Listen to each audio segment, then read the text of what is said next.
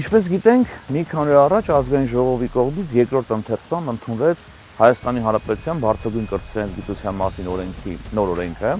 որի բացական կողմերի մասին բազմիցս խոսել ենք, թե ինչի կբերի դա, սա բարձրագույն կրթության եւ գիտության համար աղետ է բերելու, հաշվառնով ուղերի փակում, օպտիմալացումը եւ այլն, բայց այսօր կցանկանայի խոսալ մեկ այլ կարևոր խնդրի մասին։ Այս օրենքի նախագծով ուսանողական խորհուրդների որպես բուհի կարևորագույն ինստիտուտի դերը լրիվ զրոյացվում է։ Մենք գիտենք, որ նախկինում ուսանողները բավականին մեծ դերակատարում ունեին բուհի ղեկավարության ընտրման հարցում, կառավարման հարցում ունեին մեծ ազդեցություն, այսօր այդ դերը նվազում է,